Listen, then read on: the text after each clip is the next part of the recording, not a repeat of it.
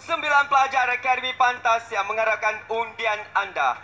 Sememangnya seperti yang dipertaruhkan, pelajar yang mendapat undian paling corot akan berada di tempat yang terakhir, akan meninggalkan Akademi Fantasia. Semuanya bergantung kepada kebijaksanaan anda untuk menentukan siapakah 8 pelajar terus kekal dalam Akademi Fantasia untuk minggu yang seterusnya. Walau bagaimanapun, kita saksikan dulu sebab ini adalah carta ataupun peratusan undian terkini 9 pelajar Akademi Fantasia dari tangga yang pertama hingga tangga yang ke-9. Kita saksikan. Di tangga yang pertama dengan 13% undi tempatnya dipegang oleh Zahid.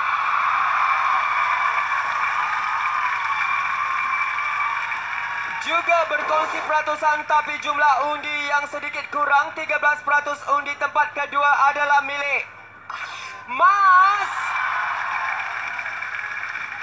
Juga 13% undi, tetapi sekali lagi yang membezakan adalah jumlah undi di tangga yang ketiga adalah milik Linda. Tempat yang keempat, 12% undi. Siapakah di antara mereka ini yang duduk di tempat yang keempat? Adam di tangga yang keempat. Di tangga yang kelima dengan 11% undinya menjadi milik Khair. Dengan 11% undi di tangga yang ke-6 Zarina. Di tangga yang ke-7 10% undi Bob.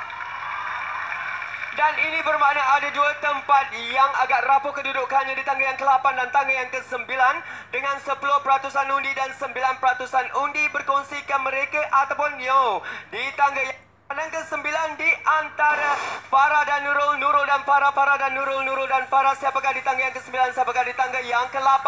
Kita saksikan 10% undi dan 9% undi, 8 Farah dan 9 Nurul.